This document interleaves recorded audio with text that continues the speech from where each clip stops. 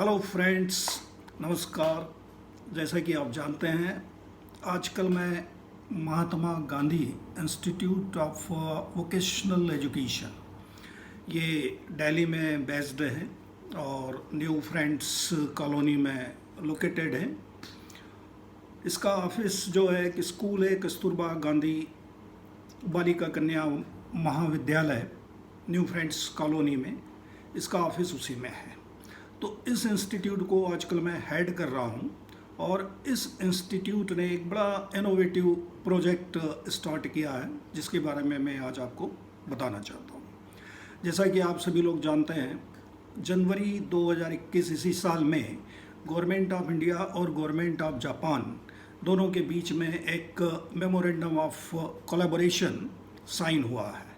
इस memorandum of collaboration में जो पार्टनर मिनिस्ट्रीज़ है वो हमारे यहाँ से ministry of skill development and entrepreneurship and उनके वहाँ से मिनिस्ट्री ऑफ सोशल जस्टिस है जापान से। और इस एमओसी का मेन ऑब्जेक्टिव ये है कि जापान के अंदर ह्यूमन रिसोर्सेस स्किल्ड वर्कर्स का क्रिटिकल शॉर्टेज है। तो जापानी गवर्नमेंट ने इंडिया गवर्नमेंट से रिक्वेस्ट किया है कि हम आपके यहाँ से स्किल्ड पर्सन्स जो है उनको हायर करेंगे और ये कॉन्ट्रेक्चुअल अपॉइंटमेंट होगा और ये 5 इयर्स के लिए होगा। तो इसमें हमारे यहाँ से मिनिस्ट्री ऑफ एक्सटर्नल अफेयर और मिनिस्ट्री ऑफ स्किल डेवलपमेंट, ये दोनों मिनिस्ट्री वर्क कर रही है और उनके यहाँ से ministry of justice and ministry of health and labour welfare, ये 2 मिनिस्ट्री उनके वहाँ से काम कर रही है। अब इसमें जापान के अंदर जो रिक्वायरमेंट है, अभी रिसेंटली जापान गवर्नमेंट ने गवर्नमेंट ऑफ इंडिया को कुछ वैकेंसी पोजीशन, उनका रिक्वायरमेंट पोजीशन भेजा है। तो उन्होंने 14 सेक्टर आइडेंटिफाई किए हैं। उसमें नर्सिंग सेक्टर है, बिल्डिंग सेक्टर है, कंस्ट्रक्शन सेक्टर है, ट्रैवल एंड टूरिज्म सेक्टर है, एग्रीकल्चर सेक्टर है। इस प्रकार से 14 सेक्टर्स है जिनमें उन्हें इमीडिएट रिक्वायरमेंट है स्किल्ड पर्सन्स की फ्रॉम इंडिया, जिसको उन्होंने कहा है SSW, स्पेसिफाइड स्किल्ड वर्कर्स। तो इसकी उन्हें आवश्यकता है और इसका जो प्रोसीजर होगा रिक्रूटमेंट का, इसमें जैसे कोई टर्नर है, फिटर है, प्लम्बर है या कोई कुक है या जिसको जो भी वर्क आता है, तो इसके अंदर उसमें सर्टिफिकेशन का, रिकॉग्निशन का कोई इम्पोर्टेंस नहीं है। नंबर 1 उसको स्किल आना चाहिए, नंबर 2 उसको जापानी लैंग्वेज का नॉलेज होना चाहिए कि वो जापानी लैंग्वेज में बातचीत कर सके और समझ सके। बेसिक नॉलेज ऑफ द जापानी लैंग्वेज ये उसको होना चाहिए। और उसके बाद में वो 2 टेस्ट लेंगे, एक है JLPT जापानी लैंग्वेज प्रोफिशिएंसी टेस्ट और दूसरा है JSPT स्किल टेस्ट, जापानी स्किल प्रोफिशिएंसी टेस्ट। ये 2 प्रकार के टेस्ट लेंगे और लैंग्वेज टेस्ट लेने के लिए उनका अपना एजेंसीज है, उन्होंने डेजिग्नेट किया हुआ है एजेंसी को।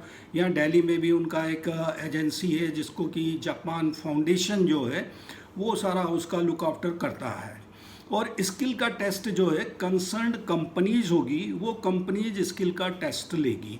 तो ये सारे टेस्ट के लिए आप ऑनलाइन अप्लाई कर सकते हैं। जापानी लैंग्वेज टेस्ट के लिए वो 6 महीने में एक बार टेस्ट ऑर्गेनाइज करते हैं। इस बार उनको जुलाई में टेस्ट ऑर्गेनाइज करना था और उसके बाद दिसंबर में, but due to Covid they have cancelled both the test.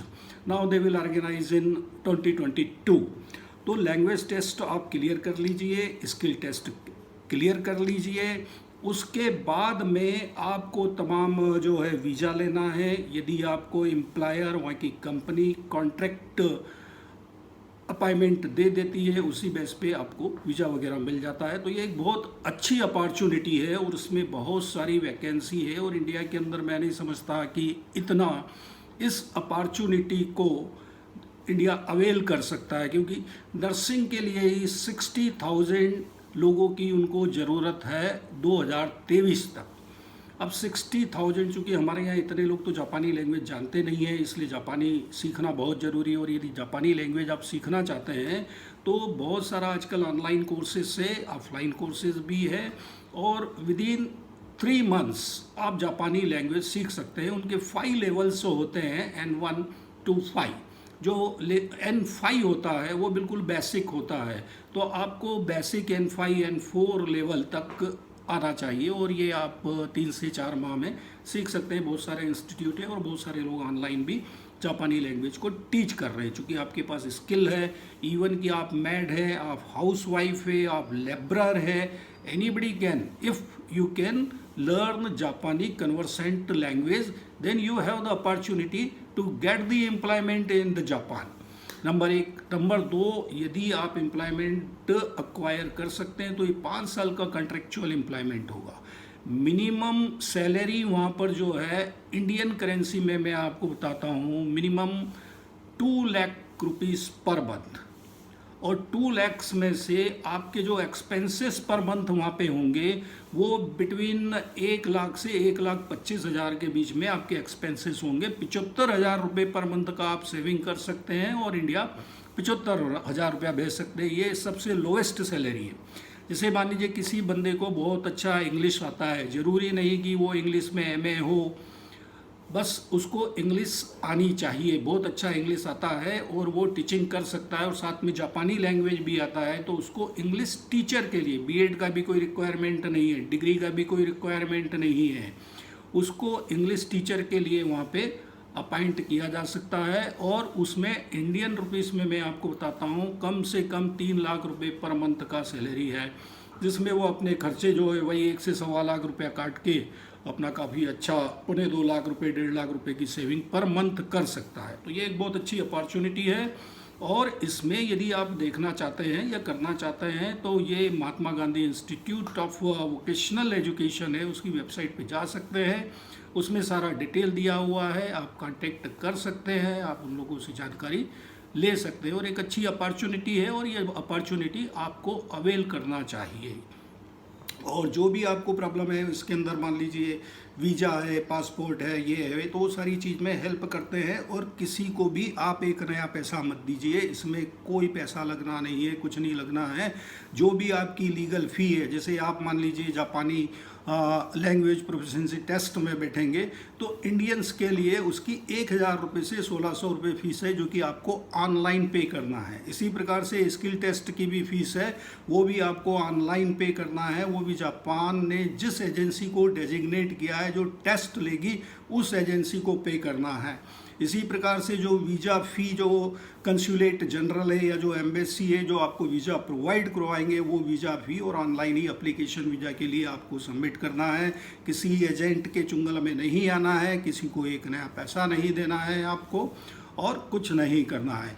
Even कि मैं तो आपको ये बताऊंगा, यदि आप कॉन्ट्रेक्चुअल अपॉइंटमेंट किसी जापानी कंपनी से ले लेते हैं तो उसके बाद में MGIV आपको असिस्ट करता है कि आपको एयर फेयर जो है, इंडिया से जापान का एयर फेयर लगभग 90,000 रुपया है, तो वो 90,000 रुपया इकोनॉमिक क्लास का, वो 90,000 रुपया भी उस कंपनी को कहा जाए कि भाई ये टिकट भी एयर का आप 90,000 रुपया पे कर दीजिए। जब हम आपके वहाँ जा रहे हैं, आपने चूँकि हमें अपॉइंट कर लिया, आप जो सैलरी दोगे उसमें 3 इंस्टॉलमेंट या 4 इंस्टॉलमेंट में हमारा पैसा काट लेना।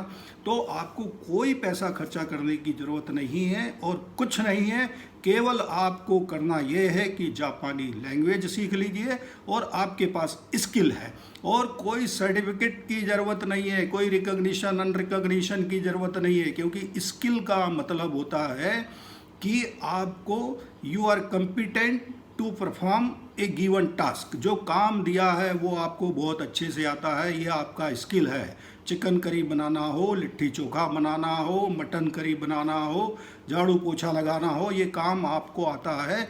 आपका काम देखेंगे वो नंबर 1, नंबर 2 आपका भाषा का ज्ञान देखेंगे, वो बोले तो आप समझ जाओ और आप बोले तो वो समझ जाओ। तो ये बहुत अच्छा अपॉर्चुनिटी है, और इसमें यदि आपको मदद चाहिए तो आप Mahatma Gandhi Institute of Vocational Education से मदद ले सकते हैं। बाकी किसी को भी किसी भी प्रकार का एक नया पैसा का पेमेंट नहीं करिए।